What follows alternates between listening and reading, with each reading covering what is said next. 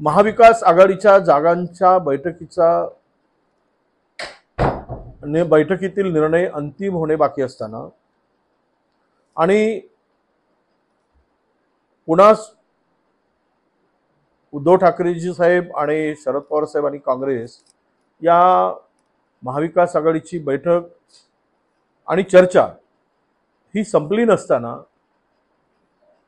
उद्धवजी ठाकरे यांनी ज्या 2 जागावर उमेदवार घोषित केलेला आहे, थोडासा आघाडीचा धर्म जर पाडला असता तर नक्कीच आपल्याला त्याचा आनंद झाला असता। शेवट तीनही पक्ष मिळून अंतिम निर्णय घ्यायचा असतो आणि चर्चा संपली नाही, चर्चा सुरू आहे। अशा स्थितीमध्ये उमेदवार घोषित करणं हे थोडा आघाडी धर्माला निश्चितपणे थोडा गालबोट लावल्याच्या सारखं मला वाटतं। यावर त्यांनी जर पुनर्विचार केला तर सगळे तीनही पक्ष मिळून खुल्या मनाने या निवडणुका आपल्याला पार पाडता आल्या असत्या। प्रकाश आंबेडकर साहेबांना 5 जागेच्या संदर्भात देण्याची चर्चा महाविकास आघाडीमध्ये झाली।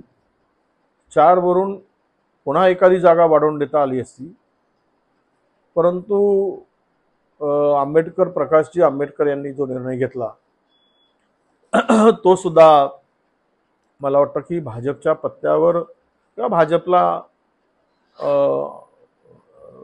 आपण इनडायरेक्टली मदत करणारा ठरेल।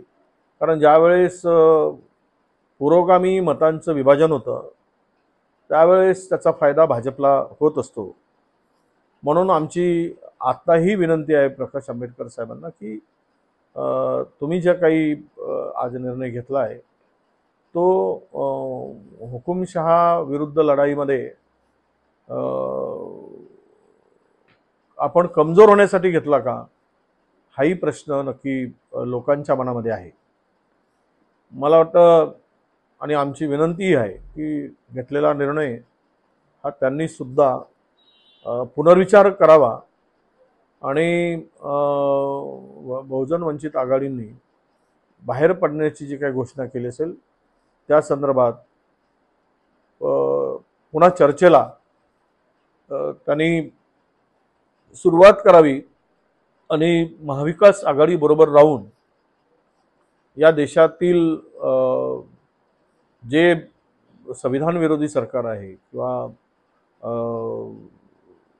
हुकुमशाही वृत्तीचं सरकार आहे या सरकारचं अधपतन करण्यासाठी जर सोबत राहिले तर नक्की आनंद होईल अशी आमची त्यांना विनंती आहे।